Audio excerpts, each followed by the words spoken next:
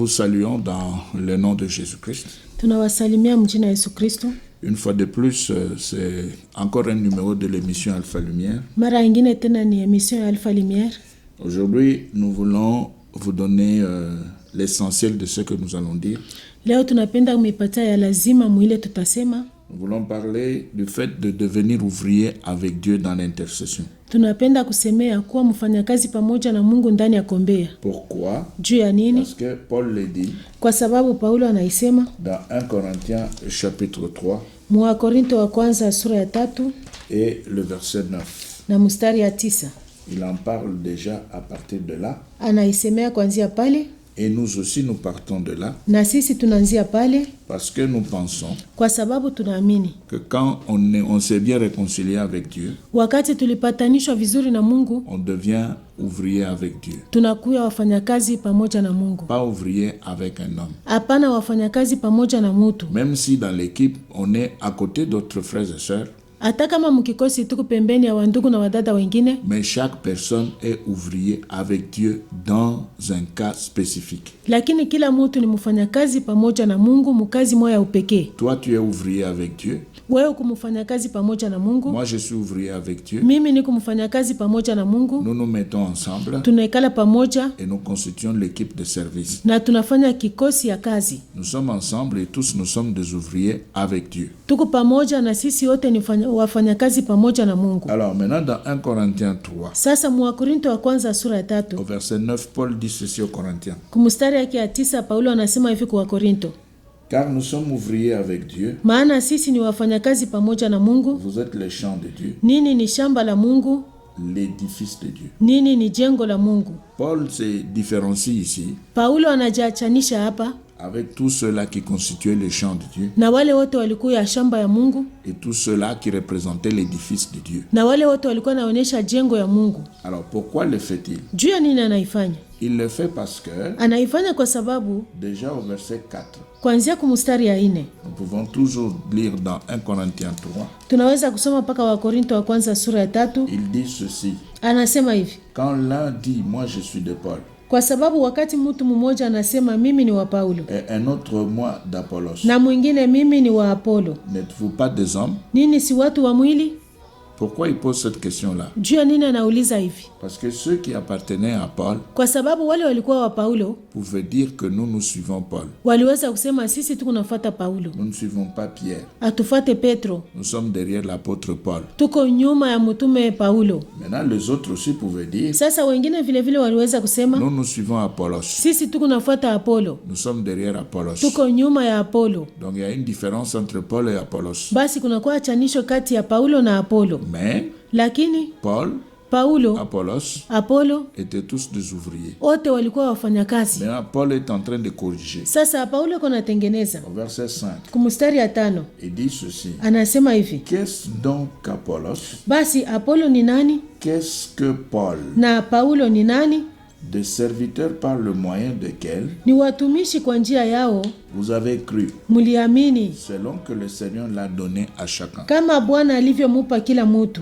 J'ai planté, mimi nilipanda, Apollos a arrosé, Apollo akatia maji, mais Dieu a fait croître. Lakini Mungu alikuza. Maintenant ici, sasa hapa sur la terre aujourd'hui, hapa pa dunia leo, plusieurs wengi portent le nom de gens. Wanabeba majina ya watu. Et même parfois nous voyons des gens sur la rue porter des photos de leurs prophètes sur leur poitrine. Hata wakati ngine tunaona watu munjia wanabeba picha ya nabii wao pakilari. Il y en a aussi qui ont des photos de leurs prophètes dans les églises. Wengine wanakuwa na picha ya nabii wao ndani ya kanisa. Mais c'est ce que Paul dit là. Njoo ile Paulo anasema hapa. Et c'est ce que Paul condamne. Na njoo ile Paulo anahukumu. Au verset 5. Kumstari ya 5. Il pose la question. Anauliza. Qu'est-ce donc Apollos? Basi Apollo ni nani? Qu'est-ce que Paul? Na Paulo ni nani? Des serviteurs par le moyen desquels vous avez cru. Ni watumishi kwa njia yao muliamini. Selon que le Seigneur l'a donné à chacun. Kama Bwana alivyomupa kila mtu. Voyez? Mnaona? Donc nous ne devons pas être derrière quelqu'un. Atufai kuya nyuma ya mtu. Nous ne pouvons même pas porter le nom d'un prophète. Atupashi hata kubeba jina ya nabii fulani. Un seul nom est suffisant. Jina moja inaenea. C'est le nom de Jésus-Christ. Ni jina Yesu Kristo. Alors maintenant au verset 7. Sasa kumstari ya 7. Toujours 1 Corinthiens 3. mpaka Wakorintho wa kwanza sura ya 3. Paul dit ceci. Paulo anasema hivi: En sorte que ce n'est pas celui qui plante qui est quelque chose, basi hivi yeye anayepanda si kitu, ni celui qui arrose, wala yeye anayetia maji, mais Dieu qui fait croître. lakini Mungu anayekuza. Verset 8. Kumstari ya 8. Celui qui plante Basi yeye anayepanda et celui qui arrose naye anayetia maji sont égaux, ni sont mmoja, égaux, ni mmoja, sont ni égaux. mmoja, Et chacun recevra na kila mtu atapokea sa récompense mshahara wake selon son propre travail. sawa sawa na tabu ya kazi yake mwenyewe. Car nous sommes ouvriers avec Dieu. Maana sisi ni wafanyakazi pamoja na Et Mungu. vous êtes le champ de Nini ni Dieu, shamba la Mungu, l'édifice de Dieu. nini ni jengo la Mungu. Donc dans la spiritualité, Basi mu mambo ya kiroho on ne porte pas le nom d'un homme. ababebake jina ya mutu. Dans la Ndani spiritualité, ya mambo ya kiroho on porte seulement le nom du Seigneur. tukunabeba tu jina ya Bwana. Pourquoi porter le nom du Seigneur? Juu ya nini kubeba jina ya Bwana? Nous allons dans 1 Corinthiens 15. Tunaenda mu Wakorintho wa kwanza sura 15.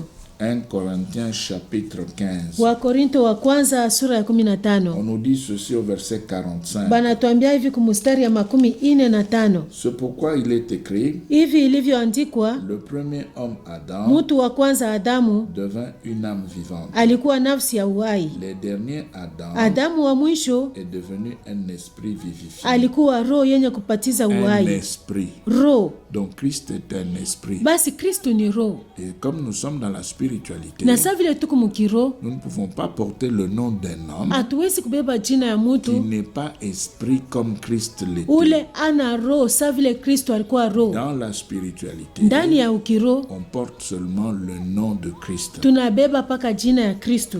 Alors maintenant, il y a plusieurs personnes Sasa kunakuwa watu wengi qui utilisent weko natumia Jean. Yohane. Nous allons dans Jean, vous allez voir. Tunaenda mu Yohane, mtaona Dans Jean chapitre 16, mu Yohane sura 16. plusieurs personnes Watu wengi parlent du paraclet. weko nasemea mpatanisha au msaidizi, Celui qui va venir, le consolateur qui va venir mfariji ule atakuja pour remplacer juu ya kukombola Jésus-Christ. Yesu Kristo. Alors on nous dit, Sasa banatuambia il y en a qui disent bengine benasema que ce sont les prophètes de leurs assemblées ou de leur communauté qui sont des paraclets. ni watumishi au banabia makutano yabo njo banakuwa bafariji. Non, Hapana, tout ça sont des mensonges. ile yote ni bongo, Parce que kwa sababu nous lisons cela dans Jean chapitre 16. tunasoma ile mu Yohane sura 16 Alors verset 5.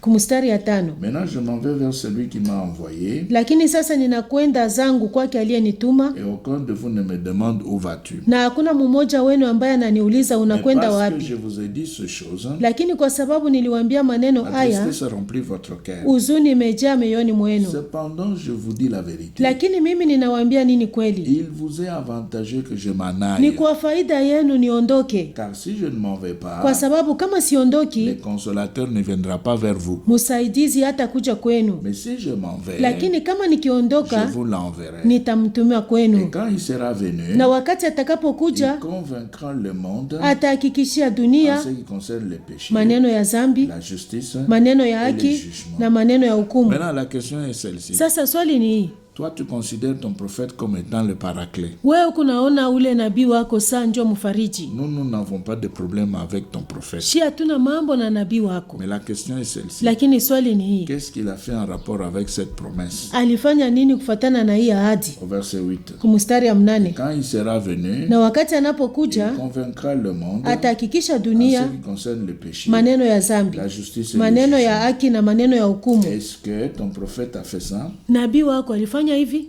Alors, au verset 13. Kumstari ya 13, Quand le consolateur sera venu, lakini wakati atakapokuja yule mfariji, l'esprit de vérité, roho ya kweli, il vous conduira atawaongoza dans nini toute la vérité. katika yote yaliyo kweli, Dans toute la vérité. katika yote yaliyo kweli. Maintenant, écoutez Sasa ce musikie que Jésus ajoute. ile Yesu anaongeza, Car il ne parlera pas de lui-même. kwa sababu hatasema kwa mamlaka yake Tu ne mwenyewe. vois pas que celui que toi tu considères comme paraclet parle de lui-même. Aona sema ule wao kunafuata kufuata sa mfariji anasemaka paka mambo yake yeye mwenyewe. Il parle de sa propre personne. Il veut faire voir que c'est lui l'envoyé de Dieu. Eko nasema juu ya mtu wake mwenyewe, eko nataka kuonesha sema yeye ndio alitumwa na Mungu. Mais maintenant ici, Jésus lui avait dit, Sasa hapa Yesu yeye alisema quand il va venir, wakati atakuja, il va vous conduire dans toute la vérité. atamiongoza katika yote yaliyo Il ne kweli. parlera pas de lui-même. Atasema kwa mamlaka yake Mais mwenyewe, il dira tout ce qu'il aura entendu. lakini atasema yote atakayoyasikia. Il vous annoncera les choses à venir. Atawaonyesha nini maneno yatakayokuja. Maintenant, écoutez 14. Sasa msikie 14. Il me glorifiera. Atanitukuza mimi. Est-ce que ton prophète paraclet glorifie Jésus-Christ? Nabii wako ile mfariji ko natukuza Yesu Kristo. Parce qu'il prendra de ce qui est à moi. Kwa sababu atatua katika yaliyo yangu. C'est-à-dire prendre ce qui appartient à Jésus-Christ. Ni usema kubeba ile kwa Yesu Kristo Et l'annoncer aux gens. na kuitangazia watu. Mais est-ce que ce qui se passe chez toi? Njoo ile kunafanyika kwako? Eh bien, nous ne te condamnons pas. Sisi hatukuhukumu. Mais nous demandons seulement à ce que tu puisses ouvrir les yeux. Tunaomba tu upate kufungua macho Et que tu puisses encore relire la Bible. na usome tena mara nyingine Biblia Pour voir si réellement juu ya kuona kama kweli tu es dans la vérité, dans la lumière, sur le droit chemin. huku ndani ya kweli, ndani ya nuru, munjia ya kunyoloka. Alors, nous rentrons maintenant dans notre sujet. Tunarudia sasa ndani ya kishina yetu. Comment devenir ouvrier avec Dieu dans l'intercession. Mfano gani kuya mfanyakazi pamoja na Mungu ndani ya kuombea? Alors, dans Jean chapitre 5, Yohane sura ya 5 c'est le premier point que nous avons à développer aujourd'hui. ni nukta ya kwanza ile tutasemea leo. 19. 19. Jean 5, 19. Yohane sura ya 5 mstari ya 19. Jésus reprit donc la parole et leur dit, Basi Yesu akajibu akawaambia, en vérité, je vous le dis. kweli kweli ninawaambia nini? Le Fils ne peut rien faire de lui-même. Mwana hawezi kufanya neno kwake yeye mwenyewe Il tu, ne fait que ce qu'il voit faire au Père. lakini anafanya kama anavyoona Baba kufanya, Et tout ce que le Père fait, le Fils le fait aussi pareillement. kwa sababu yote anayofanya Baba yule mwana anayafanya vile vile. Vous voyez, donc le Fils ne fait rien de lui-même. Mnaona sema mwana asifanye maneno yake mwenyewe. Là, quand vous entrez dans l'intercession, Sasa wakati mnaingia ndani ya kuombea, il faudra d'abord commencer par comprendre qu'est-ce que c'est qu'une intercession. inafai kuanzia hapo mbele kuelewa kuombea ni nini. Intercéder, Kuombea c'est prier pour quelqu'un d'autre. ni kuombea mtu mwingine, C'est chercher la faveur de Dieu pour quelqu'un d'autre. ni kutafuta huruma ya Mungu juu ya mtu mwingine, C'est chercher à ce que Dieu puisse intervenir dans la vie de quelqu'un d'autre. ni kutafuta ya kama Mungu akuwa asaidia mu maisha ya mtu mwingine. Dans l'intercession, on prie pour les autres. Ndani ya kuombea tuko naombea watu wengine. Maintenant, comment être avec Dieu dans l'intercession? Sasa mfano gani kuja pamoja na Mungu ndani ya kuombea? Parce que le Fils Kwa sababu mwana ne fait rien de lui-même. asifanye kitu ya kutoka kwake mwenyewe. Le Fils regarde le Père. Mwana iko naangalia Baba, Il voit ce que le Père fait. anaona ile Baba iko nafanya. Maintenant, il va faire avec le Père ce que le Père est en train de faire. Sasa atafanya pamoja na Baba ile Baba iko nafanya. Le Fils va s'approcher pour aider le Père dans ce qu'il fait. Mwana atakaribia juu ya kusaidia Baba mwile iko nafanya. C'est cela l'intercession. Njoo ile kuombea. Toi, tu dois prier Wewe unapasha kuomba dans ce que Dieu est en train de faire. ndani ya ile Mungu iko nafanya. À ce moment-là, Ile tu wakati vas ressembler utafanana à une personne qu'on appelle sur la terre boy maçon. na mutu ile wanaitaka hapa dunia wa kusaidia mjengaji. Il y a un maçon qui construit. Kuko mjengaji yeko na jenga, Et ce maçon Na a huyo- des gens autour de lui qui doivent l'aider. huyo mjengaji yeko na watu pembeni yake wanapasha kumsaidia. Et ces gens-là, Na wale watu même s'ils sont nombreux, hata kama ni wengi ils sont là pour aider une personne. weko pale juu ya kusaidia mtu mmoja C'est lui qui construit la maison. ule kona jenga nyumba. C'est la même chose avec Dieu. Ni vile vile na Mungu, C'est lui, Dieu, qui fait son travail. ni ye Mungu njoo konafaa kazi yake. C'est pourquoi Jésus avait dit, Njoo maana Yesu alisema je bâtirai mon église. nitajenga kanisa langu. Lui-même, Jésus est en train de bâtir son église. Ye mwenyewe Yesu yuko najenga kanisa lake. Maintenant, nous tous, Sasa sisi nous wote l'aidons dans le travail qu'il fait. tuko namsaidia mkazi ile konafanya. Maintenant, quand on entre dans l'intercession, Sasa wakati tunaingia ndani ya et kuombea on sait que l'intercession, c'est prier pour quelqu'un d'autre. na tunajua sema kuombea ni kuombea mtu mwingine. Maintenant, il ne faut pas prier pour prier. Sasa haifai kuomba juu tu ya Il ne kuomba, faudra pas prier pour soi-même. haifai kujiombea mwenyewe, Mais il faut prier pour les autres, lakini inafai kuombea wengine selon ce que Dieu veut faire pour les autres. kufuatana na ile Mungu anapenda kufanya juu ya wengine. À ce moment-là, il y a intercession. Mwile wakati kunakuya kuombea, Nous nous répétons. tunarudia hapo, Il faut prier inafai kuomba dans ce que Dieu veut faire pour les autres, ndani ya ile Mungu anapenda kufanya juu ya wengine, Si vous priez dans ce que Dieu veut faire pour les autres, kama mnaomba ndani ya ile Mungu anapenda kufanya juu ya à ce wengine, moment-là, vous êtes ouvrier avec Dieu. ile wakati mnakuwa wafanyakazi pamoja na À ce Mungu. moment-là, vous êtes collaborateur de Dieu. Ile wakati Mungu anafanya kazi pamoja na Mungu. À ce moment-là, vous êtes là Ile wakati mnakuwa pale comme un instrument que Dieu peut utiliser pour faire ce qu'il est en train de faire. saa chombo ile Mungu anaweza kutumia juu ya kazi ile konafanya. Il viendra Atakuja vous prendre kumichukua parce que vous voulez maintenant faire avec lui ce qu'il est en train de faire. kwa sababu mnapenda sasa kufanya pamoja naye ile iko nafanya. Vous y entrez par la prière. Mwe mnaingia ama kupitia maombi. Vous priez pour ce qu'il est en train de faire. Mnaombea ile iko nafanya. Vous priez pour ce qu'il veut faire pour les autres. Mnaombea ile anapenda kufanya juu ya wengine. Alors, qu'est-ce qu'il veut faire pour les autres? Ni nini ile anapenda kufanya juu ya Eh wengine? bien, ça se trouve dans Matthieu 11. Inakuwa mu Mathayo 11.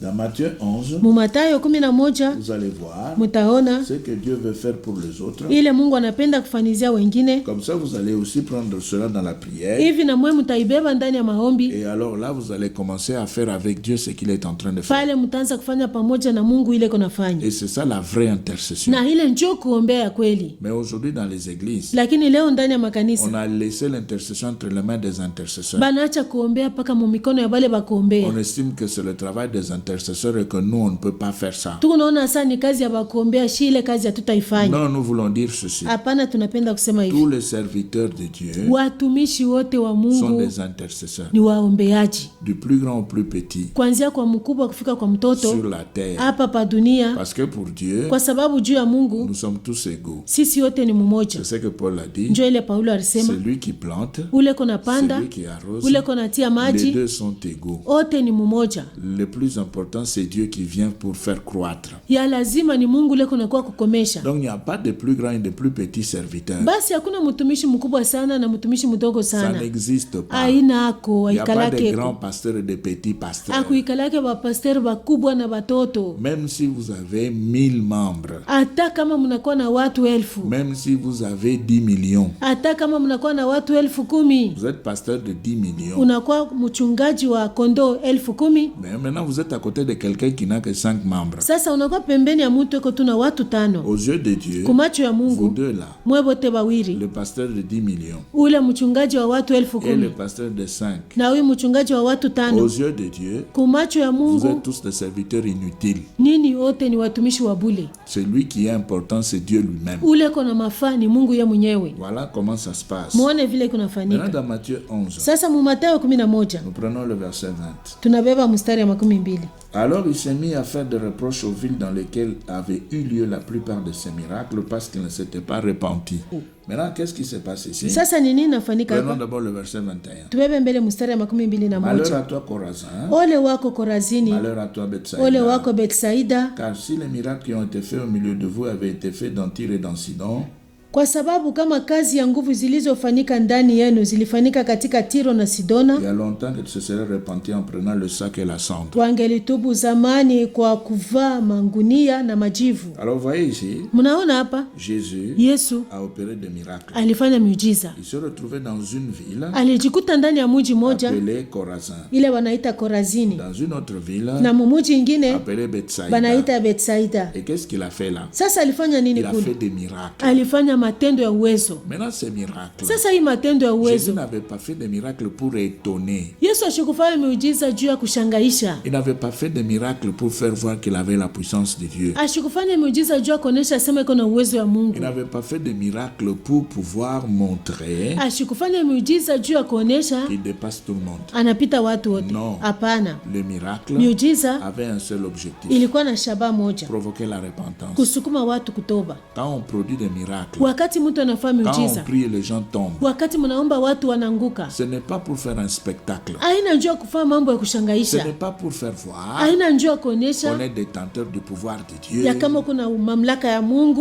on doit faire passer cela devant la télé na utapitisha ile kumbele ya television pour pouvoir attirer les gens. juu ya kukokota watu. Non, Hapana, les miracles miujiza sont là iko pale pour provoquer la repentance. juu ya kusukuma watu kutoba. Voilà ce que Dieu fait. Mwone ile Mungu anafanya. Dieu laisse le pouvoir spirituel Mungu anaacha mamlaka ya kiroho dans le corps de son ouvrier, ndani ya mwili ya mfanyakazi il wake, utilise l'ouvrier comme un instrument de puissance anatumia mfanyakazi saa chombo ya uwezo pour produire des juu miracles, ya kufanya miujiza, afin que ili les gens voyant les miracles qu'ils puissent se repentir. watu mkuona miujiza watubu. C'est ça l'objectif de Dieu. Njo shaba ya C'est ce Mungu, que Dieu fait. njo ile Mungu ako nafanya. Là, toi, Sasa weye, si tu veux être ouvrier avec Dieu, kama unapenda kuwa mfanyakazi pamoja na eh Mungu, bien, tu devras prier unapasha kuomba pour la repentance. juu ya toba. Maintenant, quand vous priez pour la repentance, Sasa wakati Mungu naomba juu ya toba, eh bien, vous êtes en train maintenant dans ce que Dieu est en train de faire. munaingia ndani ya ile Mungu eko nafanya, Parce que là, Dieu est en train de chercher la repentance. kwa sababu pale Mungu eko natafuta Et toba, vous, sur la terre, vous priez pour la na mweye repentance. pa dunia mko naombea toba. Vous voyez que vous êtes Munaona avec sema, Dieu dans ce qu'il est en train de faire. Mungu pamoja na Mungu ndani ya ile eko nafanya. Mais maintenant, après avoir produit les miracles, Sasa kisha kufanya miujiza, Jésus s'était rendu compte du fait que Yesu aliona sema tous ceux-là qui avaient bénéficié de ces miracles ne s'étaient pas repentis. bale bote bariishi makazi ya uwezo abakutubu. Alors maintenant, il commence à leur faire des reproches. Sasa anaanza kuwamakia Pourquoi ils grondent? juu ya nini anafoka, Eh bien, c'est simplement parce que ces gens ne s'étaient pas repentis. kwa sababu hao watu hawakutubu. Alors il dit, Anasema si ce que j'ai fait ici au milieu de vous kama ile milifanya hapa katikati yenu avait été produit dans Tyr et dans Sidon, ilifanyika Mutiro na Sidona, mais ces gens-là pouvaient déjà se repentir. wale watu waliweza isa washa Mais kutubu. pourquoi est-ce que vous venez de vivre des miracles comme ça, vous ne voulez pas vous repentir? Sasa juu ya nini mwe mnaishi matendo ya uwezo hivi hamtaki kutubu? Vous voyez l'objectif de Dieu? Mnaona shaba ya Vous voyez ce Mungu, que Dieu fait? mnaona ile Mungu Vous voyez ce anafanya, que Dieu cherche? mnaona ile Mungu ako La natafuta repentance. toba Et la repentance d'un grand nombre. na toba ya wengi. Pourquoi? Juu ya Parce nini? que ces miracles, Kwa sababu hiyo miujiza, regardez dans le verset 20. mwangalieni kumstari ya 12. Alors il s'est mis à faire des reproches Alafu akaanza kuamakia aux villes. miji miji C'est comme la ville de Lubumbashi. iko saa muji ya Lubumbashi. Jésus opère des miracles Yesu anafanya miujiza dans les églises, ndani ya makanisa par des serviteurs instruments, kupitia watumishi vyombo, mais c'est pour la repentance. lakini ni juu ya toba. Maintenant regardez, Mwangalieni tous sasa, ceux-là qui avaient bénéficié des miracles, bale bote bariishi miujiza comme dans la ville de Corazin et de sa Bethsaïda. mumuji ya Korazani na Dans Bethsaida, ces deux villes, mwi miji mbili les gens ne s'étaient pas repentis. watu wakutubu. C'est ça qui se passe aujourd'hui dans les églises. Njo ile kunafanyika leo ndani ya Les makanisa, gens viennent, watu on wanakuja fait des prières, banabaombea, on chasse les démons, banafukuza mpepo, ils sont par terre, banaanguka il chini, y a des cris dans tous les sens, banalalamika mifano on yote, se relève, mnalamuka, on acclame le mnapigia Seigneur, Bwana mikono, on rentre dans le péché. mnarudia mzambi. On ne se repent pas, Atutubu, on ne devient pas enfant de Dieu. atukwe watoto ya Mungu, On va garder mutachunga les choses qu'on avait à faire, qu'on faisait avant le miracle. vitu vile ulikuwa kanafanya mbele ya miujiza unaviendelesha. Le maquillage, Kuripenta, vous voyez, mnaona les femmes délivrées, banamke wale basha kufunguliwa, les femmes qui sont tombées, banamke wale barianguka, on a chassé les démons. bari bafukuzia mampepo. Et le jour suivant, quand elles viennent à l'église, elles sont maquillées. Kesho yake banakuwa kanisa basha kuripenta, En mini-jupe, mini-robe, tumajipu tufupi, tumankanjo tufupi, sur de hauts talons, banavala vilato vya yulu, avec des mèches et des plantes, banaweka mamesh na maplante, avec des mascaras rouges à lèvres. banaweka bintu pa macho, banaweka na kumilomo. C'est ça la repentance? Ile njo toba? Non, c'est pas la repentance. Hapana, ile ina Parce toba, que la kwa repentance sababu toba veut dire qu'on a changé de camp. inataka kuonesha sema unabadilisha kambi, On a renoncé à Satan, unamkatala on a shetani, renoncé à ce monde, unakatala hii on dunia, a renoncé à la chair, unakatala mwili, on a renoncé au péché. unakatala zambi. C'est fini. Kunaisha. Maintenant, on est du côté de Dieu. Sasa unakuwa kungambo ya Une Mungu. femme repentie naturelle, Mwanamke yule asha kutubu anabakia vile barimumba, elle ne peut pas se maquiller. ashuwezi kujipenta. Le maquillage, Tupenta c'est pour les ni prostituées. abakaba, Parce que c'est un instrument de travail des prostituées. kwa sababu ni chombo ya kazi ya usharati. Les prostituées se maquillent pour attirer les gens. Washarati wanajipentaka jua kokota bantu. Mais maintenant, toi, Sasa tu weye nous dis que tu t'es repenti. unasema usha kutubu, Mais maintenant, tu continues à te maquiller. unaendelesha na kuripenta, Et vous allez voir dans les églises, na mtaona ndani ya makanisa les gens qui disent qu'ils sont passés par la repentance, watu wale wanasema walipitia kutoba. ces gens sont en train de danser.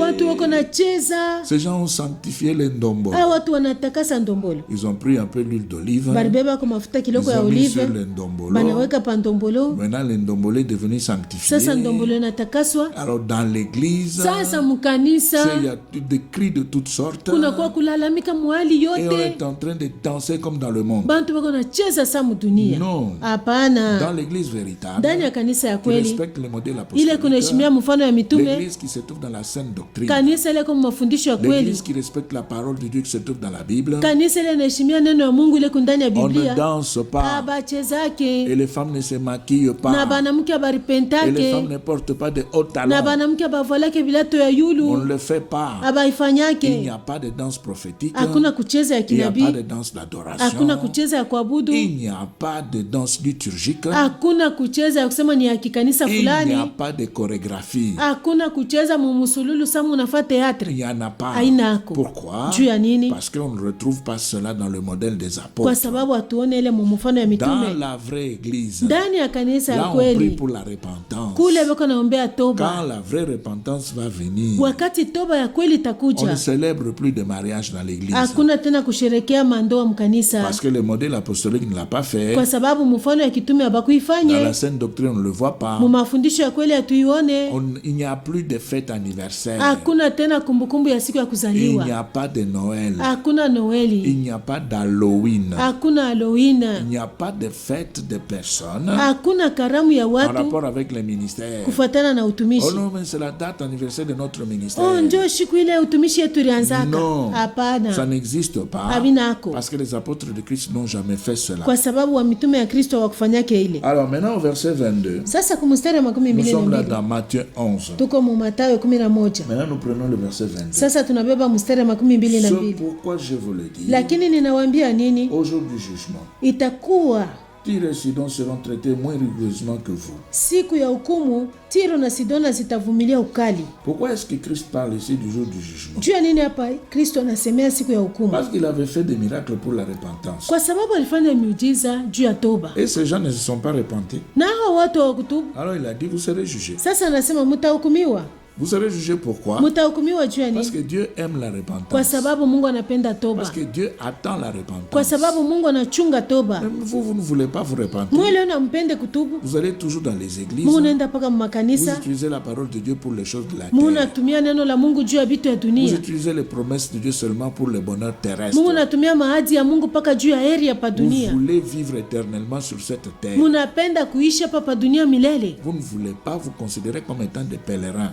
Amupende kujiona sawa wasafiri, Et c'est pourquoi vous ne voulez pas vous repentir. na njo maana mpende Vous kutubu. suivez la mode. Mungu nafuata vya sasa. Regardez comment est-ce que les sœurs s'habillent. Mwangalie vile wadada wako navaa Habits transparents. nguo iko naonyesha vya ndani, Dos nu, mkongo wazi, poitrine serrée. kilari anafunga. Pourquoi? Juu ya nini? Parce qu'on veut suivre le monde. Juu tunapenda kufuata On ne dunia, veut pas se repentir et abandonner le monde. atupende kutubu na kuacha dunia. Maintenant, quand quelqu'un vous en parle, Sasa wakati mtu ananiambia maneno haya, oh, vous vous énervez, vous fâchez contre lui. munakasirika, munamshirikia. Mais vous vous fâchez pourquoi? Munashirika juu ya C'est nini? la Bible. Ni C'est Biblia, la parole de ni Dieu. neno la La Mungu, parole que vous avez. neno ile mko nayo, C'est ce qu'elle enseigne. njo ile nafundisha. Maintenant, si vous aimez Dieu Sasa kama et munapenda vous êtes Mungu véritablement repenti, na muritubu kweli, eh bien, vous allez changer de camp. mutabadilisha La makambi. mode n'est plus votre affaire. Muvario ya sasa ina mambo yenu. Maintenant, pour que le pouvoir spirituel, Sasa njo kusema mamlaka ya comme kiroho, nous l'avions dit la fois passée, sa vile tulisema mara puisse se ilipita, mettre à l'œuvre, ikwe katika tendo, et il faudra absolument entrer dans l'intercession. inapashwa hakika kuingia ndani ya kuombea. Et quand vous entrez dans Na l'intercession, wakati munaingia ndani ya ne priez pas kuombea, pour ce que vous voulez. mushiombee ile mnataka, Priez pour ce que Dieu veut faire pour les autres. muombee ile Mungu anapenda kufanizia wengine. Alors vous voyez ici, Munaona hapa nous pouvons prendre maintenant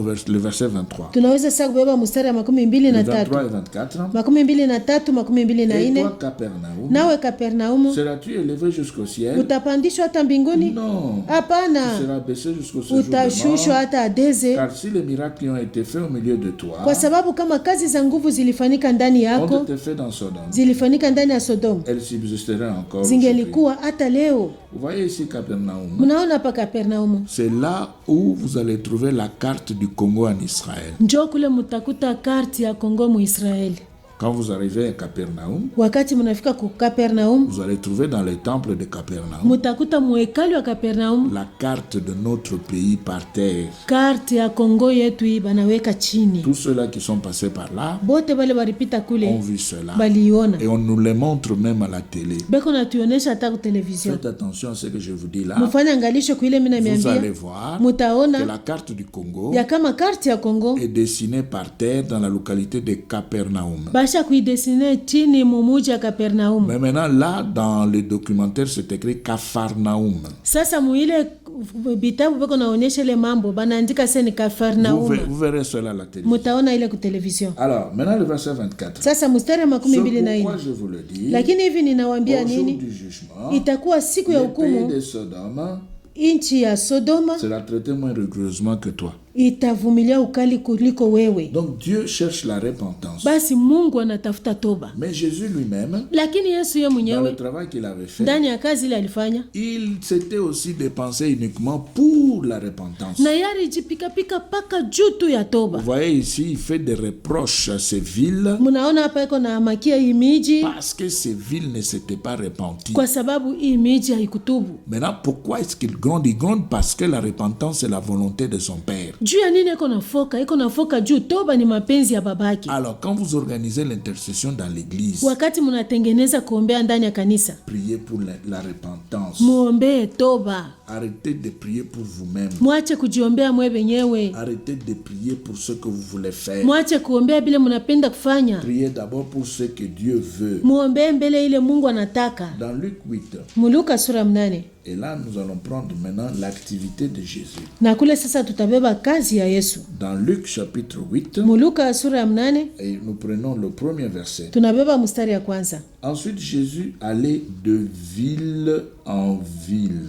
Kisha Yesu alizunguka katika miji na De vijiji. village en village. Katika vijiji na Vous miji. voyez, il Munaona? s'est déplacé. Alikuwa anatembea. Il allait de ville en ville, de village en village. Alikuwa anaenda katika muji na muji, katika vijiji na vijiji. Maintenant, quand il se déplaçait comme ça, Sasa wakati alikuwa anazunguka c'était hivi, pour faire quoi? ilikuwa juu ya kufanya nini? Mais c'était simplement Ilikuwa kepesi pour annoncer l'évangile, juu ya kuhubiri habari pour njema, s'aimer la parole de juu Dieu, ya kupanda neno la Mungu afin que les gens puissent se repentir. ili watu watubu. Il était en train d'annoncer la parole de son Père. Alikuwa anatangaza neno la baba yake. Il annonçait cette parole Alikuwa anatangaza hii neno pour que les gens puissent accepter de se repentir, juu watu waitike kutubu, pour que les gens puissent changer de camp. juu watu wabadilishe makambi. Mais toi, qu'est-ce que tu fais? Sasa wewe kunafanya nini Quand tu pries, wakati tu kunaomba? pries pour l'argent, Unaombea fedha, tu pries pour toi-même, unajiombea wewe tu pries mwenyewe, pour voyager, unaomba juu ya kusafiri, tu pries pour que tu puisses avoir un emploi dans ce monde. unaomba juu kuwe na kazi mu hii dunia. Non. Hapana. Prie pour ce que Dieu fait. Ombea ile Mungu iko nafanya. Qu'est-ce que Dieu fait? Mungu iko nafanya Eh nini? bien, Dieu Mungu est en train de chercher la repentance. iko natafuta toba. Dieu est en train de travailler Mungu iko natumika pour que les gens puissent se repentir. juu watu watubu. Alors, verset 2,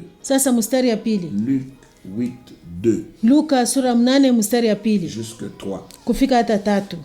Les 12 étaient avec lui et quelques femmes qui avaient été guéries d'esprits malins et des maladies. Na wale 12 walikuwa pamoja naye na wanamke fulani waliofukuziwa pepo wachafu. Marie dite de Magdala, de laquelle étaient sortis 7 démons. Maria aliyeitwa Magdalena, kwake pepo 7 wamekwisha kutoka. Jeanne, femme de Chuza, Na Yohane mwanamke wa Kuza, intendant d'Hérode, mulinzi mali wa Herode, Suzanne et plusieurs autres. na Suzana na wengine wengi, Écoutez très bien. musikie vizuri, Il assistait de leurs biens. ambao walimtumikia kwa mali zao. Pourquoi est-ce qu'il l'assistait? Juu ya nini walikuwa namtumikia? Il l'assistait parce que lui se déplaçait pour annoncer l'évangile du royaume afin de pousser les gens à la repentance. Walikuwa namsaidia juu ya alikuwa anatangaza habari njema ya ufalme wa Mungu ili watu watubu. Prie pour la repentance d'un plus grand nombre. Ombea toba ya watu wengi. Et la repentance d'un plus grand nombre, ce n'est pas la fréquentation des églises en plus grand nombre. Na toba ya watu wengi haina kuingia mkanisa kwa watu wengi. Quand vous voyez beaucoup de gens dans votre assemblée, vous êtes à Bercy. Kama mnaona watu wengi sana makutano yenu, mnasema tunafanya Bercy, On a fait les plans. turiyaza leo. Ok, c'est très Mzuri bien. sana, iko mzuri. Félicitations. Mwafu Les wako, gens sont venus. watu Et wanakuja. tous ces gens qui étaient là, Sasa watu wote walikuwa ce sont des candidats à la repentance. ni watu wanakuwa juu ya kutubu. Maintenant, il faut aider tous ces gens-là à pouvoir se repentir. Sasa nafai kusaidia wa watu wote wapate Il ne kutubu. faut pas les laisser Haifai kuwaacha dans ce qu'ils ont l'habitude de faire. ndani ya ile wako na zoezi ya kufanya. Aujourd'hui, Leo combien possèdent les biens de ce monde et ils ne veulent pas donner de l'argent au pasteur? wangapi wanakuwa na mali ya hii dunia, wapende kuleta fedha kwa wachungaji, Alors que les gens qui étaient avec Jésus étaient là, ils l'assistaient de leurs biens. japo watu wale walikuwa pamoja na Yesu walikuwa namsaidia na mali yao. Maintenant, il y a dans l'église des gens qui ont l'argent. Sasa leo kunakuwa mkanisa watu wako na fedha. Pourquoi est-ce que ces gens ne veulent pas donner de l'argent? Juu ya nini hao watu hawataki kutoa fedha? Ils ne veulent pas donner parce qu'ils ne sont pas repentis. Hawataki kutoa kwa sababu hawayatubu. Et ils veulent que vous puissiez prier pour qu'ils puissent augmenter. Na wanapenda tu mwe muombe juu fedha yabo Il y a iongezeke. des gens qui ont des magasins, il y a des hommes d'affaires qui voyagent jour et nuit, qui ont beaucoup d'argent, mais les pasteurs sont toujours malheureux. Kunakuwa watu wako na maduga, watu wa biashara wako na safiri mchana na usiku, lakini wachungaji ni watu waole sana. Pourquoi est-ce que ces gens-là ne donnent pas l'argent pour soutenir l'œuvre de Dieu? Dieu C'est a parce nini? qu'ils ne sont pas repentis. Juu ya nini wale watu hawalete fedha juu ya kusaidia kazi ya Mungu? Ni juu hawayatubu. Alors c'est pourquoi Ndio maana nous le disons, nous répétons. tunaisema tena tunarudia Dieu hapo. cherche la repentance. Mungu ako natafuta toba. Et pour que toi, tu puisses devenir ouvrier avec Dieu dans l'intercession, Na juu wewe ukuwe mfanyakazi pamoja na Mungu ndani ya kuombea. prie pour la Omba repentance. juu ya toba. Prie pour la repentance. Ombea toba. Alors si nous prenons même l'exemple de Jonas, Kama tunabeba hata mfano ya Yona. pourquoi est-ce que Jonas avait eu des problèmes avec Dieu? Juu ya nini Yona alipataka mambo na Mungu? Jonas avait eu des problèmes avec Dieu Yona alipataka mambo na Mungu parce que Jonas kwa sababu Yona avait refusé de faire ce que Dieu était en train de faire. alikatalaka kufanya ile Mungu alikuwa anafanya. Dieu l'avait envoyé dans le cadre de ce qu'il était en train de faire. Mungu alimutumaka mu mambo ile ye Mungu alikuwa anafanya. Et Jonas a dit non, Yona asema hapana, moi je n'y vais pas. mishitendako. Je ne veux pas aller là-bas, tu te débrouilles toi-même. Shitenda kule ulipike wewe mwenyewe. C'est dans Jonas chapitre 4. Ni Muyona sura ya 4. Eh bien, nous prenons maintenant Tunabeba sasa le verset 8 jusqu'à 11. mstari ya 8 kufika 11. Jonas 4, 8, 11. Yona sura ya 4 mstari ya 8 kufika ya Bon, 11. pour trouver Jonas, il faut seulement utiliser la table de matière et ça va aller vite, vous allez vous retrouver. Juu ya kupata Yona unaenda tu kule kumwanzo basha kupanga vitabu utapata fazi kuyona. Alors maintenant, il est dit ceci au verset 8. Banasema hivi kumstari ya 8. Au lever du soleil, Dieu fit souffler un vent chaud d'Orient. Na wakati ilikuwa jua lilipotoka, Mungu akatengeneza pepo za mashariki nyingi. Et le soleil frappa la tête de Jonas au point qu'il tomba en défaillance. Jua likapiga kichwa cha Yona hata akazimia roho. Il demanda la mort et dit, Akajiombea afe, akasema, la mort m'est préférable à la vie. ni vema kwangu kufa kuliko kuishi. Dieu dit à Jonas, Mungu akamwambia Yona, fais-tu bien de t'irriter à cause du raisin? unafanya vizuri kukasirika kwa sababu ya mboga? Il répondit, je fais bien de m'irriter jusqu'à la mort. Akasema, ninafanya vizuri kukasirika hata kufa. Parce que le raisin protégeait Jonas contre le soleil. Kwa sababu mboga ilikuwa nasaidia Yona jua ishimuchome. C'était un petit arbre qui lui donnait de l'ombre. Ni kamuti kaloko kalikuwa nampatia kimvuri. Maintenant, quand il se tenait à cette ombre-là, il était tout content. Wakati alikuwa chini ya ile kimvuri alikuwa na furaha Et sana. le soleil ne pouvait plus le toucher. Na jua haikuweza kumgusa. Maintenant, Dieu va envoyer le soleil Sasa Mungu atatuma et le jua vent d'Orient. na pepo ya Eh mashariki, bien, le raisin va sécher. aka mboga kanakauka. Maintenant, quand cet arbre va sécher, Wakati hii muti nakauka, mais Jonas n'a plus d'ombre. Yona ashina tena na kimvuri. Maintenant, il se fâche. Sasa anakasirika. Alors Dieu lui pose la Mungu question. anamuuliza, Il dit, Jonas, Yona, vraiment tu es fâché. bia kweli tu unashirika? Est-ce que tu fais bien? Unafaa mzuri vile unashirika? Alors Jonas répond. Sasa Yona Il anajibu, dit, oui, oui. Anasema ndio. Comment- Tu vois pas que je souffre? aona anasema jua inanichoma sana. Alors moi, je fais bien de mériter jusqu'à la mort. Mimi nafaa mzuri kukasirika hata kufa. Maintenant, écoutez le verset 10. Sasa msikie mstari ya 10. Et l'Éternel dit, Bwana akasema, tu as pitié du raisin qui ne t'a coûté aucune peine. umehurumia mboga usiosumbukia, Aucune peine. usiosumbukia, Et que tu n'as pas fait croître. na wewe kuikomesha, Qui est né dans une nuit et qui a péri dans une nuit. iliyoota usiku na imepotea usiku. Ah, maintenant Dieu donne une leçon à Sasa Jonas. Mungu analeta mafundisho kwa Yona. Il dit, mais tu te fâches pour ce que tu n'as pas fait. Asema unakasirikia ile wao kufanya.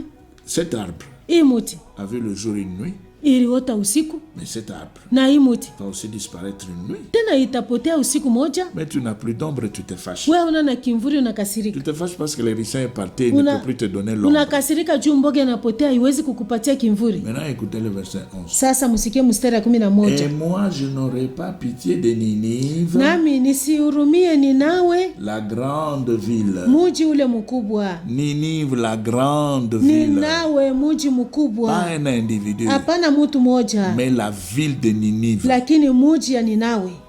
Et moi, je n'aurai pas pitié de Ninive, la grande ville, nami sihurumie Ninawe mji dans mkubwa, laquelle se trouvent plus de 120 000 hommes ndani yake ni watu wengi zaidi qui ya ne savent 1,112 pas leur droite de leur gauche, wasiotambua mkono wao wa kuume na wa kushoto, et des animaux en grand nombre. na ng'ombe wengi. Vous voyez, Mnaona, Dieu veut avoir pitié de la ville. Mungu anapenda kuhurumia hii Et mji, il avait choisi Jonas na alichagua Yona pour qu'il puisse aller annoncer l'évangile à Ninive. juu enda akatangaza habari njema kuninawe, Parce que justement, kwa sababu il attendait la conversion et la repentance de tous ceux. alikuwa anachunga kuamini na kutubu ya hao watu wote. Alors nous le voyons, Tunaiona nous rentrons toujours dans Jonas. mpaka ndani ya Yona. Maintenant, nous prenons le premier chapitre. Sasa tubebe sura ya Vous kwanza, allez maintenant comprendre facilement. mtaelewa sasa kepesi. La parole de l'Éternel fut adressée à Jonas, fils d'Amitai, en ce mot. Neno la Bwana lilikuja kwa Yona mwana wa Mitai ikisema, Lève-toi, simama va à Ninive,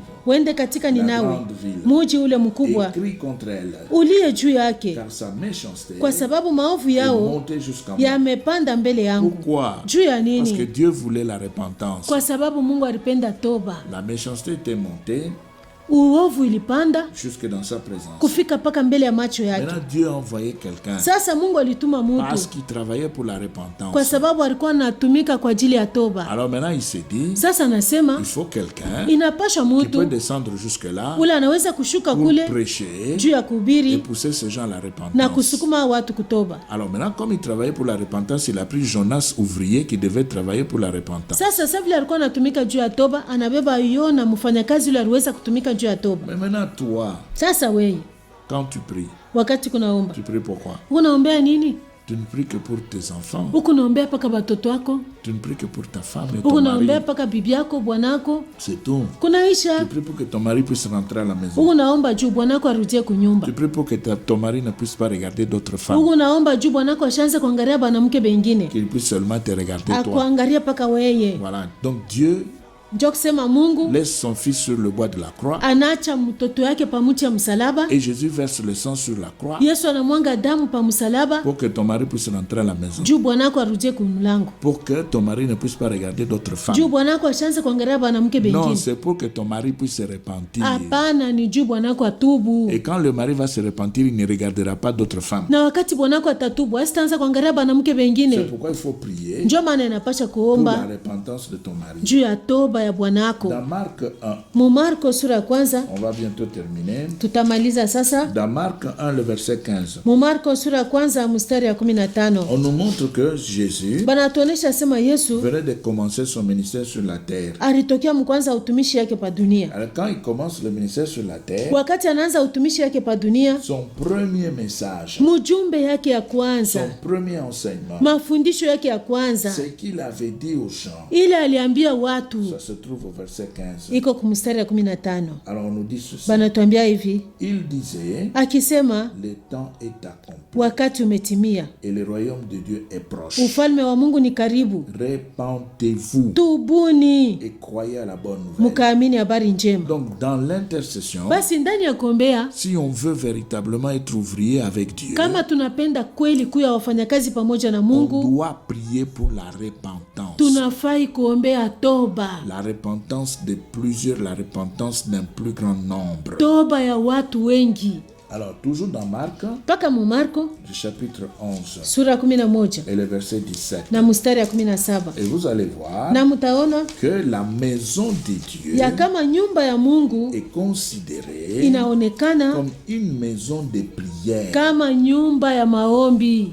Marc 11, 17. Marko 11 mstari ya Et 17, il enseignait et disait, akafundisha n'est-il akawaambia, pas écrit, haikuandikwa ma maison sera appelée une maison de prière pour toutes les nations. nyumba yangu itaitwa nyumba ya maombi kwa mataifa yote? Mais vous, Nani vous en avez fait une caverne de voleurs. mumeifanya kuwa mpango la wanyang'anyi. Et vous savez Na mnajua qu'ici, hapa quand on dit maison de Dieu, wakati wanasema nyumba ya Mungu, la maison de Dieu c'est toi, nyumba ya Mungu ni weye, la maison de Dieu c'est moi. nyumba ya Mungu ni mie, Et Dieu veut na Mungu anataka que nous puissions privilégier l'intercession tutangurishe kuombea, parce qu'il travaille avec nous, kwa sababu iko natumika parce pamoja que nous nasi, sommes ouvriers avec lui. kwa sababu tuko wafanya kazi pamoja Et naye. ce que je dis là, Na hii mimi nasema ça se trouve dans Hébreux 3. iko Mwaebrania sura 3, Et vous allez voir Na mtaona que quand on ne fait pas l'intercession, wakati atuombeye, eh bien on devient soi-même caverne de voleurs. tunakuya she wenyewe mpango ya wanyang'anyi. Hébreux chapitre 3, les versets 4 jusqu'à 6. Waebrania sura ya 3 mstari ya 4 kufika ya 6.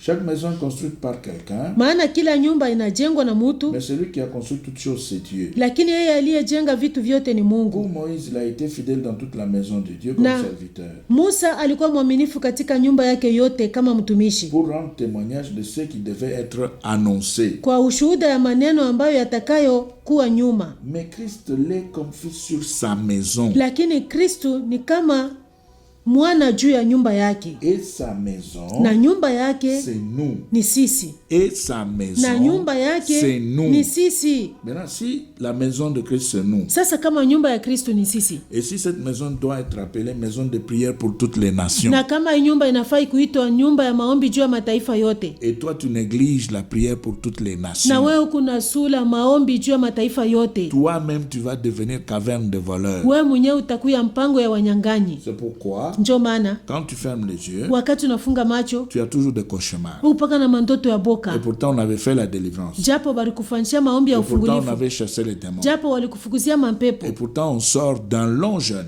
japo natoka mu mafungo mrefu, Eh bien, on a été à la veillée. ulienda kukesha. Mais maintenant, quand on ferme les yeux, Sasa wakati unafunga non, il y a macho, toujours des cauchemars. hapana kukupaka C'est mandoto ya parce qu'on boka, a négligé l'intercession. ni kwa sababu tulisula On ne kuombea. prie pas pour la repentance des gens. Atuombee toba ya On watu, prie pour soi-même. tunajiombea shi Et on est benyewe, devenu caverne de na voleurs. tunakuya mpango ya Parce wanyang'anyi, qu'on prie pour les choses de la terre. kwa sababu tukunaombea bitu ya dunia. Que Dieu vous bénisse. Mungu awabariki.